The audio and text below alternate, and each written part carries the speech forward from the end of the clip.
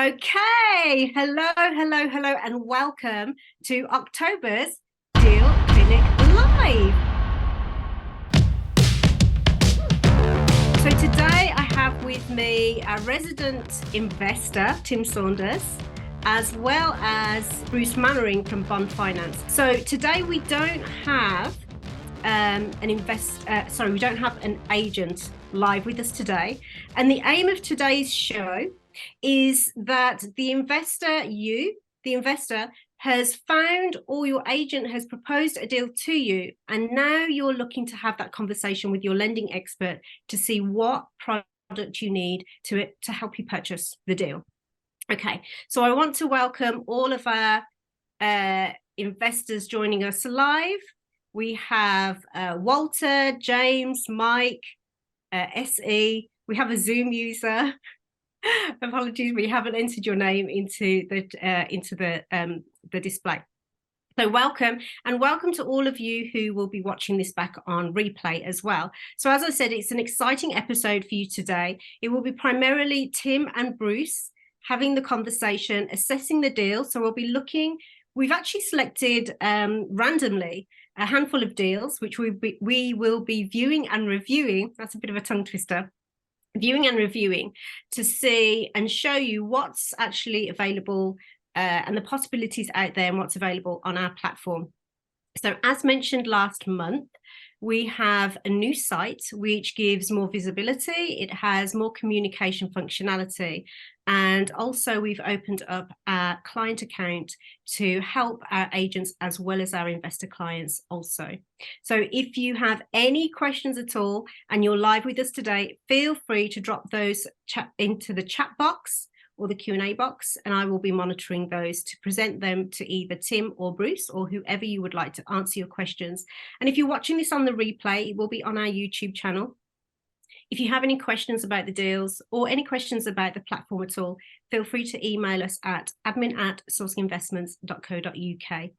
Okay, snippets of this will be going out to our social media networks on YouTube and Instagram.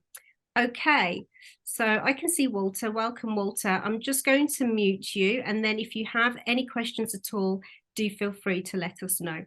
Okay, so without further ado, as mentioned, so Tim has actually been a resident investor with us for quite some time and has purchased properties through the platform with us, and now works closely with us for our investor database and our clients there, and will be the voice of you today. But as I said, if you have any questions, feel free to drop those in the chat box and I will put those to Tim or Bruce. Bruce is actually one of the business partners of Bond Finance Limited. As I've mentioned before, they have nurtured very strong relationships over their time within the industry and are completely independent brokers with an access to the whole of the market. And because they hold these strong relationships with the key lenders out there, you will get or likely to have access to highest levels of lending that are not normally available to other competitors. So I will be sharing the link to Bruce and Bond Finance later on during the show. So without further ado, I'll be letting in more guests, but I'm going to hand over to, so bear with me while I do the tech abilities, I'm going to hand over to Bruce, because Bruce, I think you have done a presentation, haven't you? So I'm just going to spotlight you for everyone. And if you'd like to go through, we've got a few deals to go through. If you'd like to go through those, that would be amazing. Okay, fine. Thank you very much. Thank you very much. So let me just share my screen. So Bonnie, what I'm going to do is the basic introduction who Bond is, and then as we look at each individual deal, let's pop back in and then look at the rates on it. Does that work? That works perfectly, Bruce. Yeah, so we look at the deal, we look at the rates and take it from there. Okay, so one minute. And I mucked up already. Start sharing the screen. So it's a very brief introduction about Bond Finance, and we'll get into the nitty-gritty of the numbers. So I've just been basically brought along to look at what finance is available, mainly for first-time buyers. I've gone at slightly higher rates for first-time buyers. I can get cheaper rates for second-time buyers. I've also looked at what's available for UK nationals and overseas nationals as well. So a little brief about bond finance. I started bond finance in 2004 with my business partner, Dan Newbury. We're FCA regulated and founding members of the NACFB. If your broker doesn't have these qualifications or affiliations, get another broker. We've basically got two departments. We've got a residential and buy-to-let department, which only does residential and buy-to-let products. And I've got a separate commercial department, which just specializes in commercial funding, be it refurb, development, commercial HMO funding and bridging loans. So this is my little team. And there's I need to add 2 more people on. There's 12 of us. We're based in the City of London. I'm currently in the Brisbane office because we do a lot out of Singapore and Hong Kong. And I jet back and forth between the UK and the City office. So that's me in a nutshell. We're now then moving on to the mortgage product. Shall we go back and look at the first deal and then see what products are available for it? Yes, indeed. Apologies. I was just dropping your link into the chat box there for you. Amazing. Okay, so the first deal that we have is from an agent called Ben Coates of Lucid Property Group. Okay, so this is it's actually classed as urgent because of the situation behind the detail behind the actual property itself. But it's a buy-to-let, 10.4% yield and off market. So Ben has managed to secure this for 75,000. It's actually valued, fair market value is 85. There isn't any more negotiation possible because he has negotiated the best price already. So it does say here that it's an off-market 2-bedroom terrace property in Liverpool, secured at 75. There's no room for negotiation and the best price has been secured. Now, he has mentioned that it won't be available for very long. It's tenanted already at £550 per calendar month. And it has the potential to increase another £100 with respect to that already. Now, there are a couple that are renting it already, and they are happy to remain as the tenants as well. Now, Bootle does have a strong demand for rental properties, and there are local amenities such as shops, restaurants, parks, gyms, etc., all nearby. There is a potential renovation that can be done, minor works really due to wear and tear, and it costs approximately £2,000 to £2,500. So with that, Bruce, I'm going to hand over to you. Let me just spotlight you. Thank you very much. Well, as at the beginning of the year, as interest rates increased, I've been banging the drum of you need to be chasing yields. And the way interest rates are going, they've been climbing up. I think we've now reached the peak, and they will probably start coming down the same sort of time span as they come back down again. So you have to chase yields, and that's why I do like this property with a 10% yield. It's at 75,000. It's right on the cusp if you're looking at a limited company buy-to-let. Most limited company buy-to-let lenders want to lend on properties with a purchase price of 75,000 or more. So you've got a good choice of lenders still at this 75,000. If you are a first-time buyer, my choice of lender probably would be Kent Reliance, and here are Kent Reliance rates. They're not the best rates in the market, but you have no minimum income. Sorry, just to jump in, we can't see your screen, Bruce. We're still on Bonnie's screen. Bonnie, if you're able to stop screen sharing, and then we can see. Yeah, I'm going to stop Bruce's. sharing.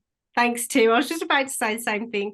So there we go. Bruce can now see your screen. Perfect. Excellent. Coolio. All right, fine, thank you.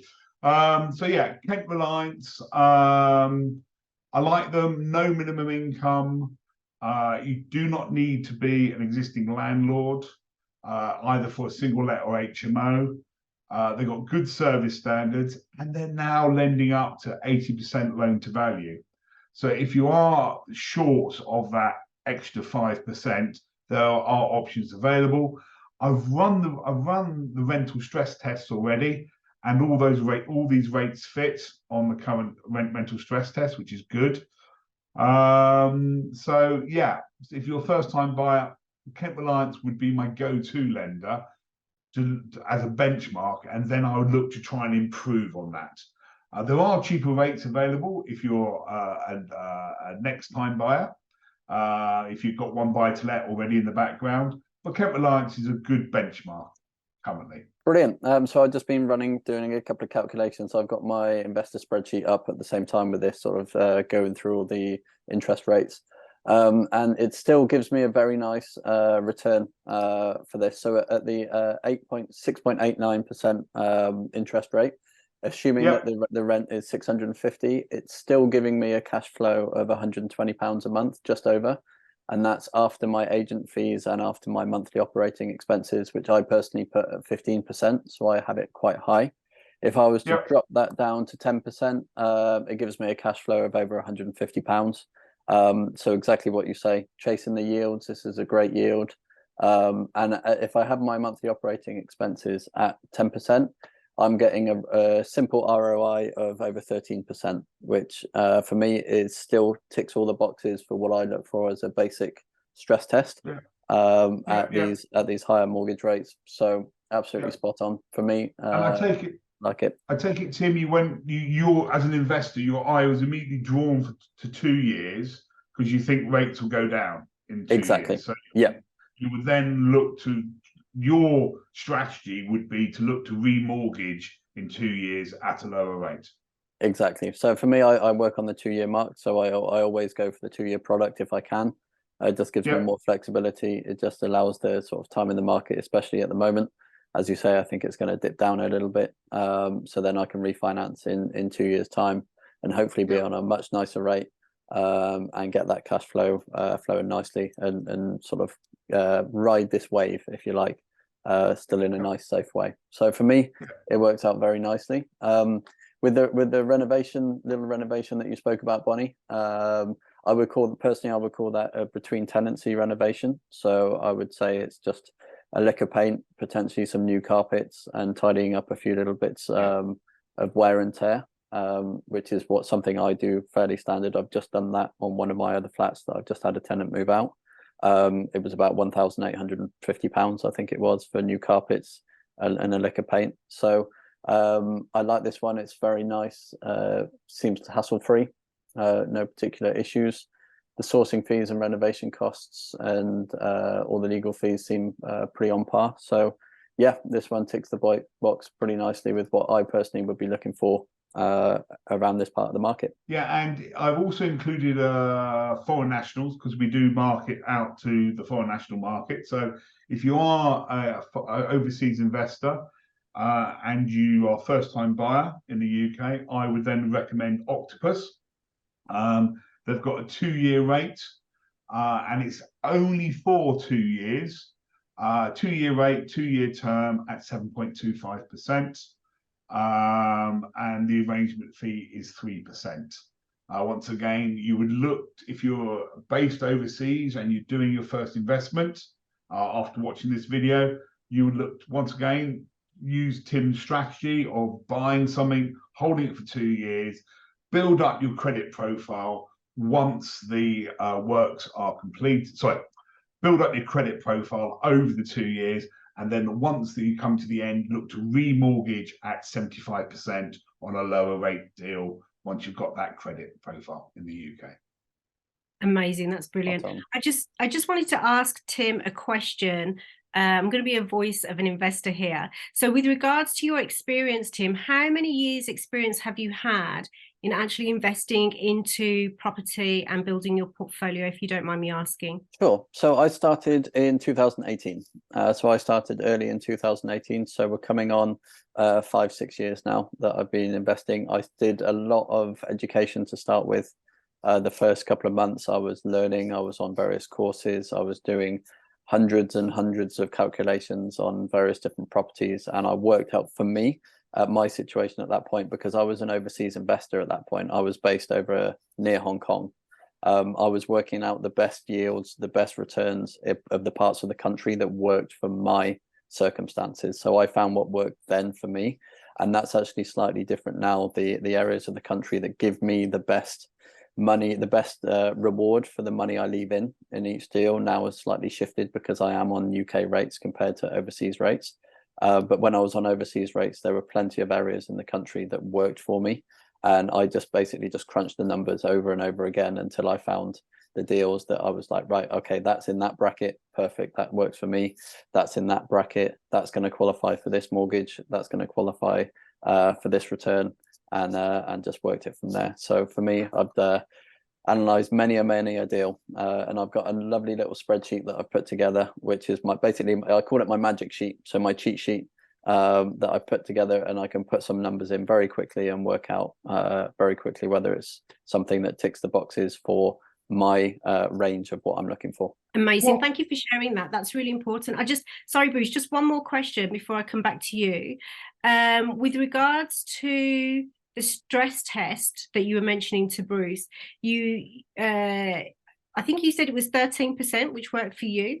What is the point? What is your threshold where you would be like, okay, if in doubt, I'm not going to go jump in? My threshold personally, I use it based on the cash flow each month. So if I've got an excess of £100 cash flow each month, then that's my marker to say, right, okay, this deal's good. And I use that on a 15% monthly operating expenses as well. So I say, right, okay, if it's a minimum of extra £100 a month, so I've got a little bit of leeway if there's mortgage rates changing, or I need a little bit of cash flow to repair a couple of little things, that's on top of my monthly expenses. So it's on top of my emergency fund that I keep on one side. And that's really the kicker for me. And then in terms of the simple ROI, that is based on the lending rates that I've got, and if I've got any investors that I'm using. So basically for my lending rates, the two can't add up to more than the ROI of the particular property. So if I'm on let's say I'm on a 6% mortgage, and I've got an investor that I'm also paying 6%, then the ROI has to be more than 12% for me for the deal to actually stack for me. But mainly it's down to the monthly cash flow, so I know I've got a little bit of leeway if there's something that goes wrong. I love that. And then with the other over calculations, there's a lot of contingency there as well in case things fluctuate. Yes, yeah. So I use for the renovations, I always use a 10% contingency plus an extra 10% project management, and that's on top. Normally the project management's included, so that gives me an extra little bit of leeway. So pretty much, I've never gone into that contingency to the point where I've gone, okay, this is concerning. So for me, if there's an extra little bit that comes up on the small renovation, then that works for me very nicely. And I always overestimate a little bit on legals, as they've said here, 1,500 for sort of legals. I often find that my legals are below 1,000, so it gives me an extra bit of leeway. But that helps if I've got any extra private investors and they want some extra sort of legal paperwork drawn up. That gives me an extra bit of a buffer there. So I'm always sort of making sure that I'm never going too far beyond what I've allowed. Brilliant. Thank you so much for asking that. For answering that. Bruce, what were you going to ask? Sorry, apologies. It's just a comment. Tim was overseas, and as interest rates have gone up, the difference between the UK national rates and the foreign national rates have actually closed up. And you've got the Kent Reliance now at 6.89. And Octopus are lending at 7.25. So all the margins are getting very tight. It's quite interesting. There's quite a big gap between them. But now if you're overseas, you're getting quite close to the actual UK rates. Which is encouraging. It's encouraging. Yeah. Right. Yeah. No, it's good. And just with your expert eyes and opinion and experience, Bruce, you were saying to Tim about the 2 years, expecting the 2 years for the interest rates to fall. Is that across the board, UK and overseas? Well, I mean, I've got another slide I can show. I can dive into if you want me to. Yes, please do. Let me just find it, because I didn't expect to pull that one up. So let me just get out of this one, if I can. Right, let me just pull up another slide. Brilliant. While you're doing that, I just want to speak to investors who are live with us. Feel free to drop any questions that you may have for Tim or Bruce into the chat. I am watching that for you, and I will present that to either or both. As I said, this is like a presentation to see, you know, what you would need to ask or look at or think about and consider when your agent has presented you with a deal. Okay, back to you, Bruce. Thank you. Excellent. So this is a different slide decks, which I had to quickly slide over to. So yeah, basically inflation is driving interest rates. You know, everyone knows that. It's all in the press. Everyone's talking about CPI and how that's pushing up inflation. Now, the good news is it's coming down. Inflation is coming down. It was the height at 11% back in April, May. And now these are the CPI data as of July here, 6.4, and of this month it's 6.3. So it's come down, but it's not dropping as quickly as people as hoped. And that's why I think interest rates are going to remain, they're going to come down slowly. They're going to come down slowly.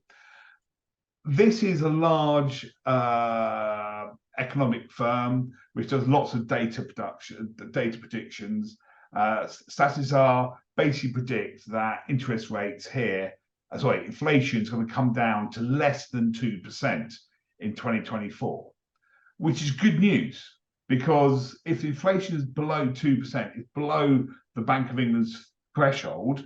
So there'll be pressure to push down the interest rates. But if we look at the swap rates, now these are swap rates as of last week. And what a swap rate is what one bank will lend another bank money. And that's what drives interest rates globally. Yeah. Swap is generally either one bank lending another bank at, shall we say, 5.37% for 1 year, 5.1 for 2 year, 4.8 for year 3, 4.6 for year 5. That's telling me the markets think interest rates are going to come down much slower than the economists think. So there's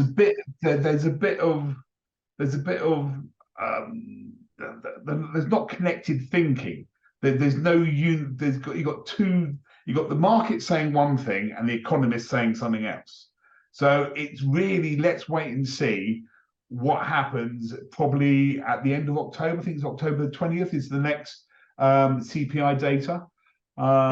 So this ties quite nicely in with Tim's strategy of getting something for 2 years, and then hopefully interest rates will be down at 3-4% in 2 years' time. But I don't see any massive drops next year. Okay, fantastic. I love that. Thank you for clarifying that. And we have a question from Gerard. He's asked, I am now an expat but own property in the UK through my UK company. Would that rate of 7.25 still apply? I can get in cheaper rates because it's got a UK profile. That was a rate for a first-time buyer, no credit profile in the UK, and no landlord experience. So there are cheaper rates available, depending on which country he's living in, his income. He's more than happy to reach out to me, and I'll give him, I'll personalize what sort of rates he can get. Amazing. Thank you so much. Gerard, I've actually just dropped in the chat box for you the link to Bruce and Bond Finance Limited for the team there. Okay, perfect. Yes, he's going to be in contact with you later, Bruce. So thank you, Gerard, for your question. Right, gentlemen, should we go to the second deal? Yeah, sounds good. So this is the second deal that we have randomly selected. So this is by a company called Underwood Properties Limited. The founder of this is David Underwood. And so this property is a newly refurbed, actually, this is interesting. It's a newly refurbed mini HMO in Wallasey. I hope I have pronounced that properly. Now, it's got an ROI of 9.65%, a yield of 7.54. It's £175. The price is not negotiable. I think the agent has negotiated best price here, and it is off market. So it's 4-bedroom mid-terraced house that's recently been refurbed. The tenure is cash or mortgage, and it is freehold. So there is street parking. There's no vacant possession here going on. And the agent has actually done the figures, which I love, is for mortgage purchase, which you have here. I'm not going to go into all the detail right now.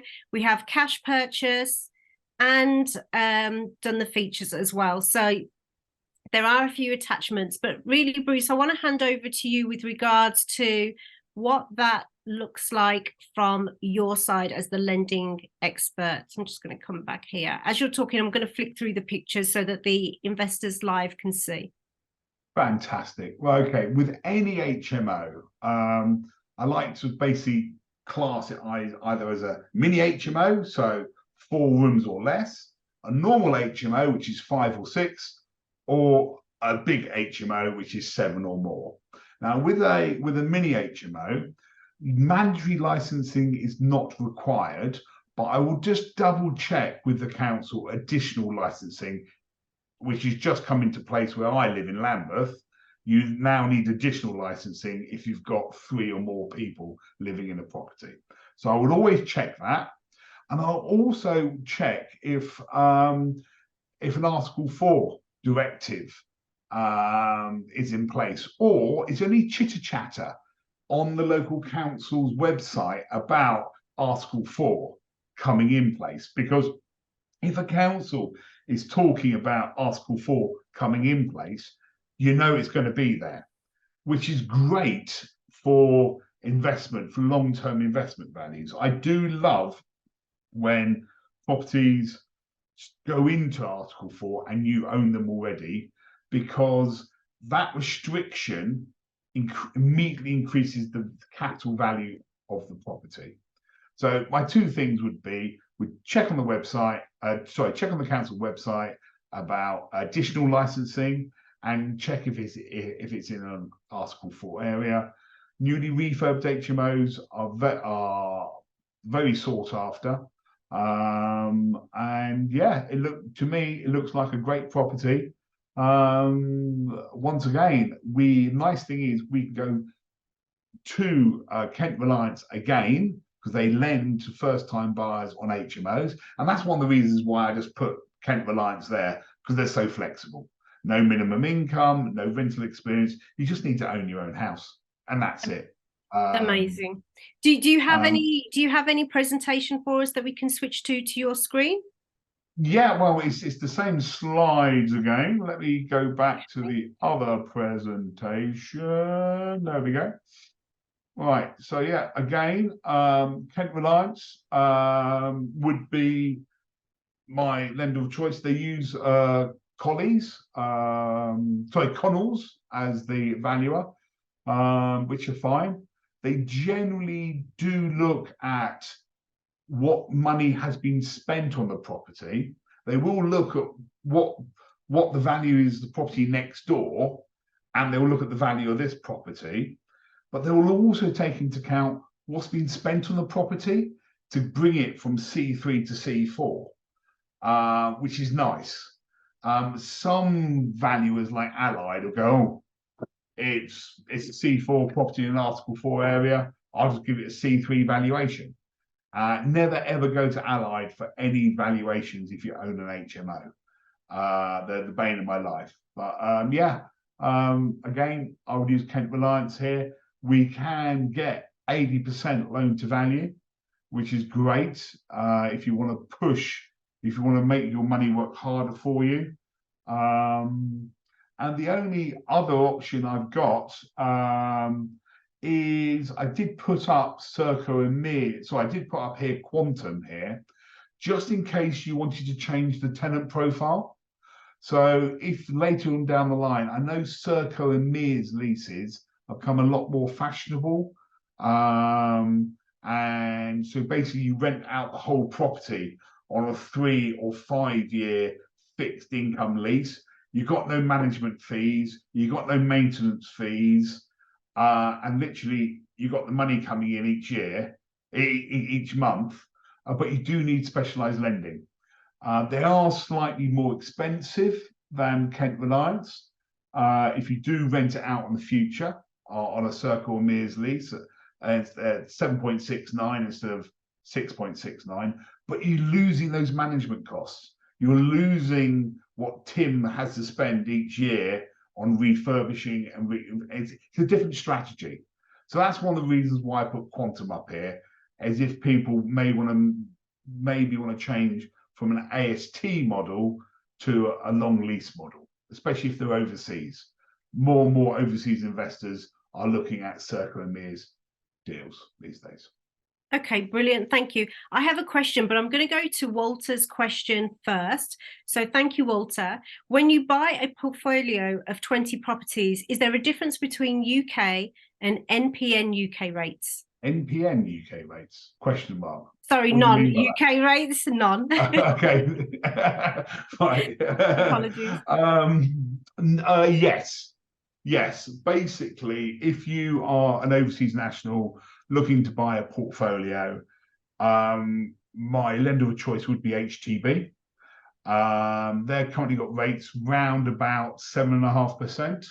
If you were a UK national buying a portfolio of properties, I could probably go to Shawbrook and get rates at 7%.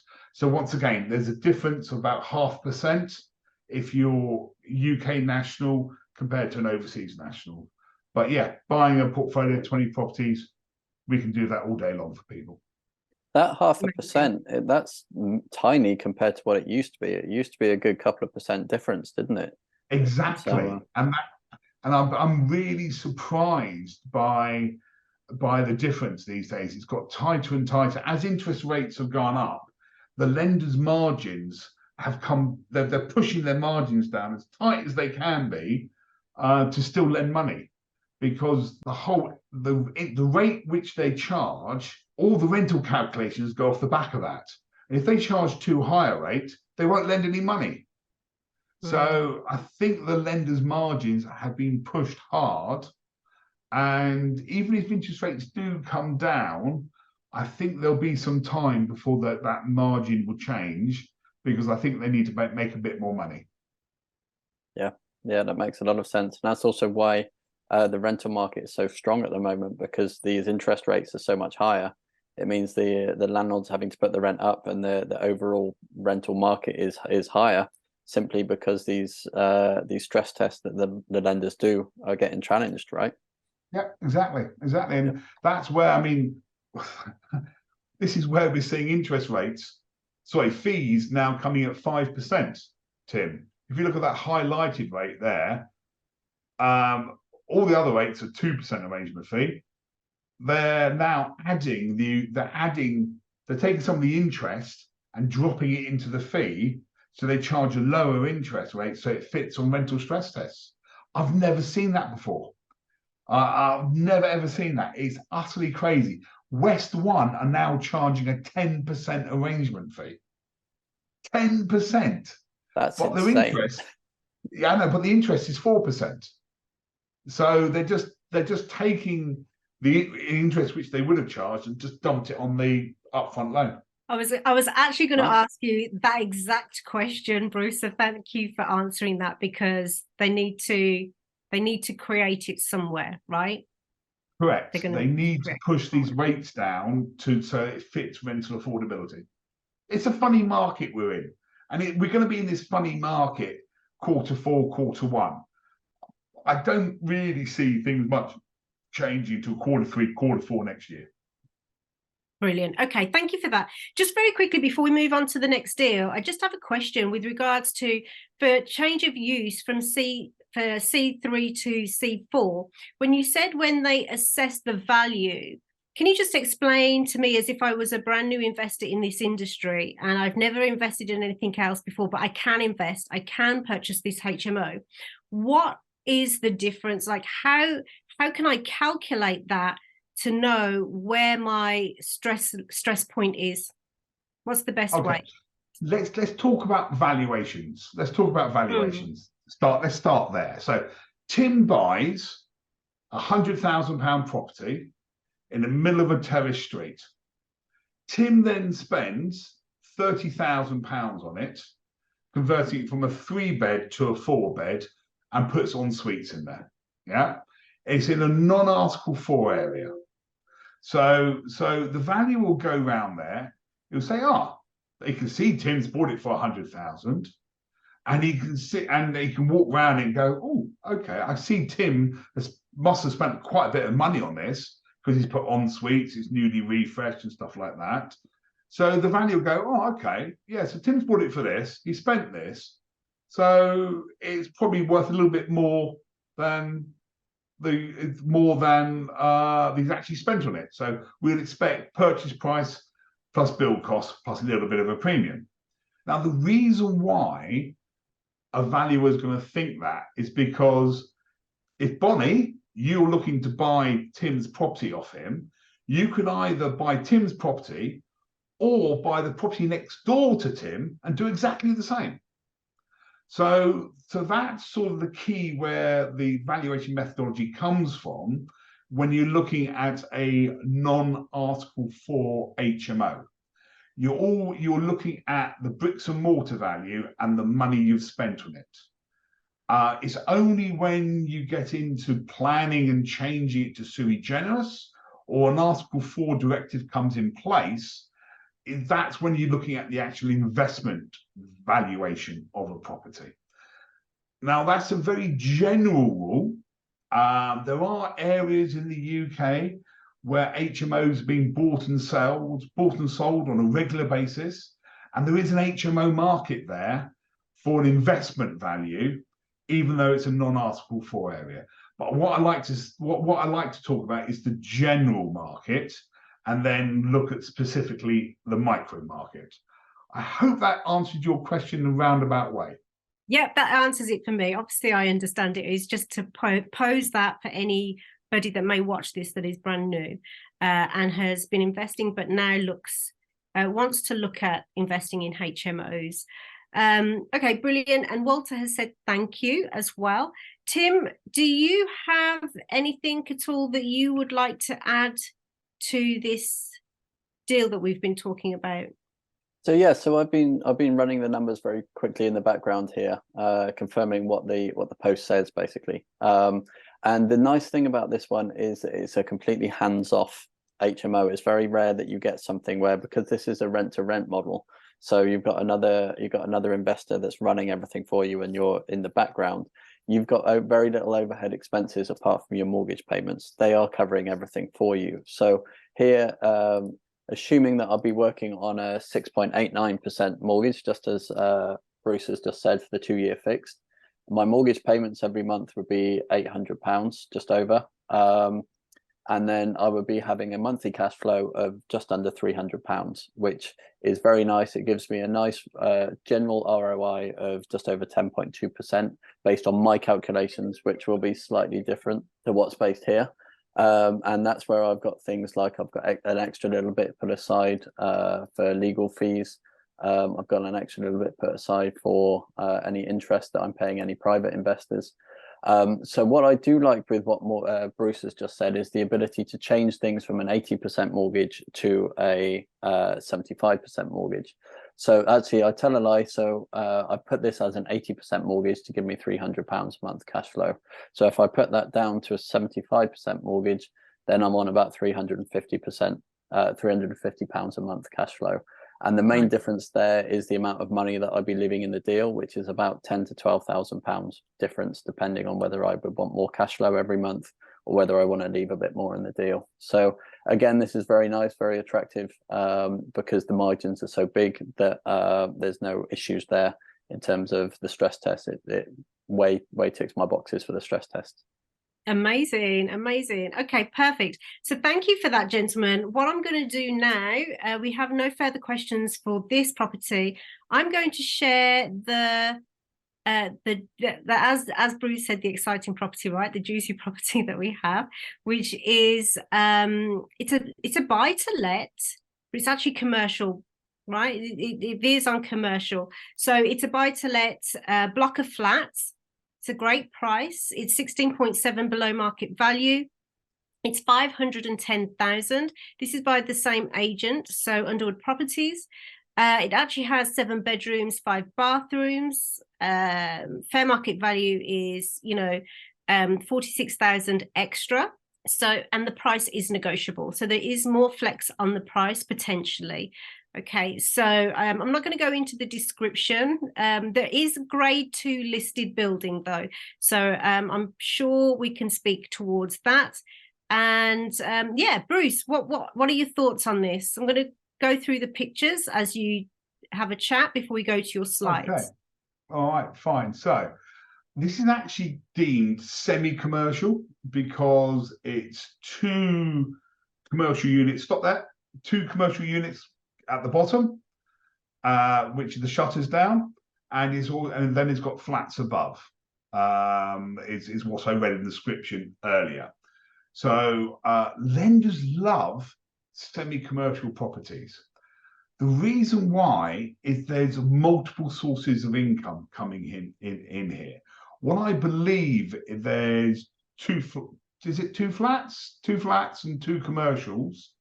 And basically the residential element should be worth more than the commercial element. And in the pandemic, there was very, very low default rates with semi-commercial properties.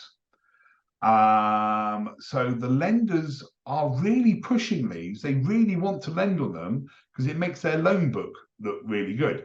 And this is newly refurbed as well, it looks like. Because it is an element, because you do have an element of commercial and resi above, you do need some sort of landlord experience for any lender to lend on this. And my 2 lenders of choice would be, my lender of choice, if you're a UK national, would be Shawbrook. I've run the rental stress tests on this again, and it still fits at 75% on a 5-year fixed rate. So we've got, even though this has got an element of commercial, Shawbrook are offering a 5-year fixed rate at 7.49%, which is very good. It's only 1% above full resi rates. Shawbrook are a good lender in terms of flexibility. All they want to see is more money coming in than going out. You don't need to say that, I'm on £40,000. They just want to see your bank statements are not going down. They just want to see they're going up or staying flat. There's no specific income you require. They want to lend to property professionals. So they're very flexible. They want to you to have some sort of landlord experience, preferably 2 or 3 buy-to-lets in the background, but I'm sure I can squeeze it through if you own 1 buy-to-let. This is for UK nationals. If you're an overseas investor, I would go with HTB. Their rates are higher at 8.49%, which is more, that is more closer to the market average for semi-commercial. I would expect rates starting with 8. It's just Shawbrook are being very aggressive, and they recently dropped their rates to 7, starting with a 7. So they're the 2 lenders of choice, which I would use to purchase these properties. Okay, fantastic. Just out of curiosity, because you are right in saying that the two bottom units are commercial. In the notes from the agent, it does mention that the office owners, because they're two offices, the office owners are happy to sell. There is potential to convert those into another apartment. Now, if you were to invest, okay, Bruce, if you were to invest based on what you've just said, because obviously when we went through 2020, commercial very rarely defaulted on their rentals. So what would you personally do? We're not saying that, just as a disclaimer, Bruce isn't saying this is what you should do. I'm just asking Bruce what he would do as an expert in his field, also investing. So Bruce, would you be able to just shed some light on what you would do in that situation?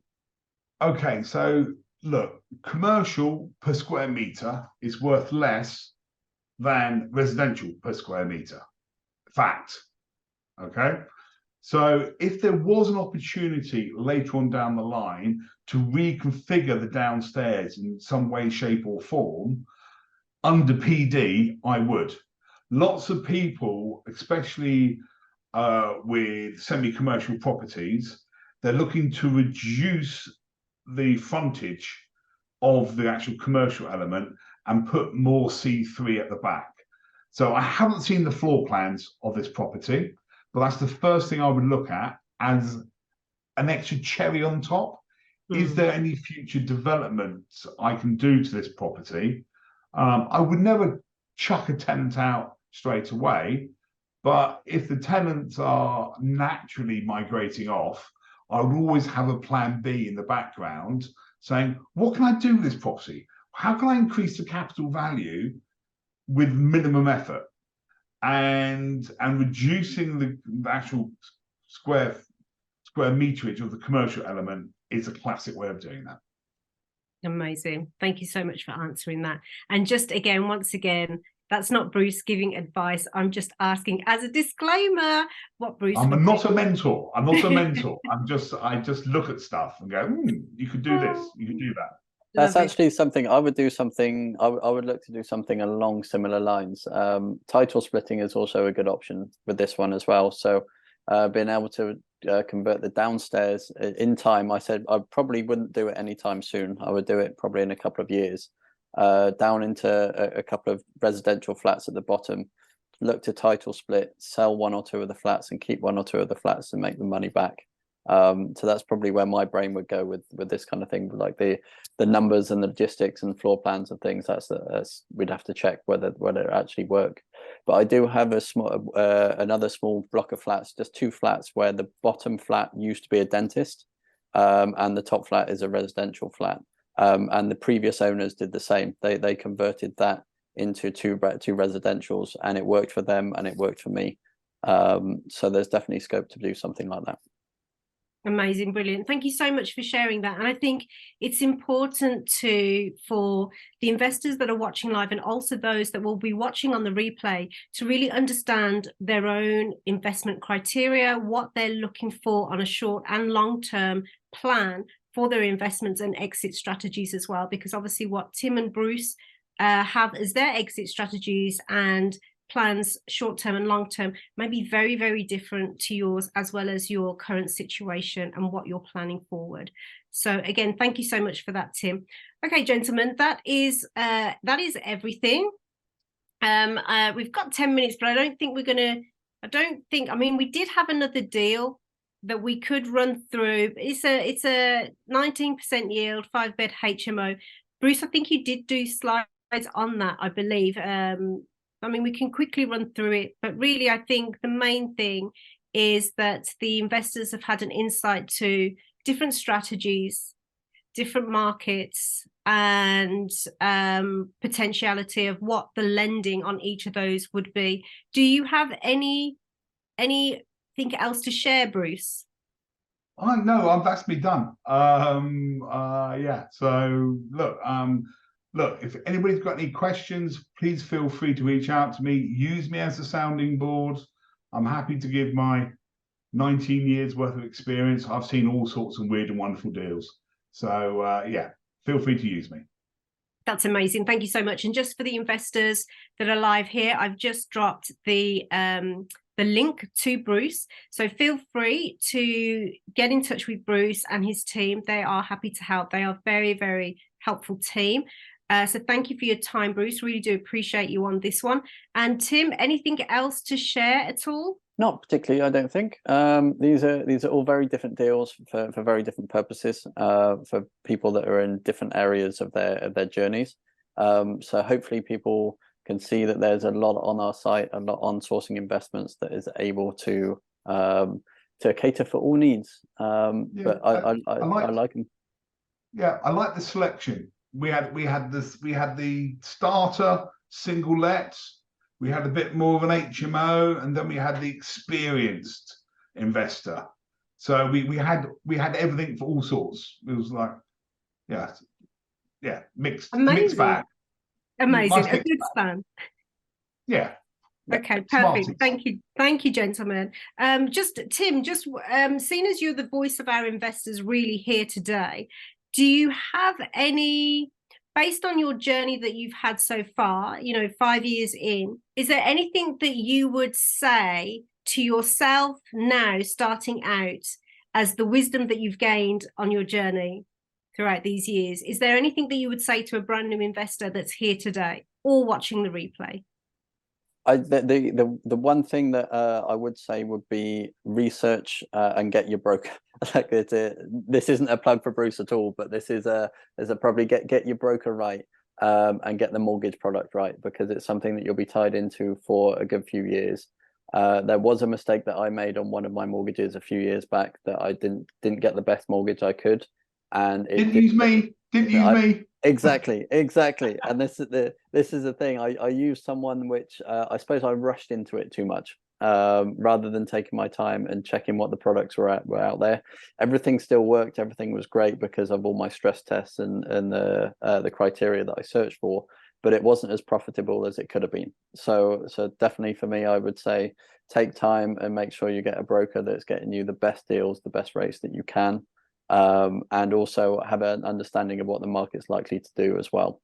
So then you want to tie yourself in a little bit longer, or you want to tie yourself in for less time based on the predictions of what the market's doing. That's probably my biggest takeaway so far. Amazing. Thank you so much for sharing that. And I think we always learn. What I've learned in my journey is we tend to learn the hard way, don't we? So even though that was a tough deal, potentially, you definitely learned and so benefited from it moving forward.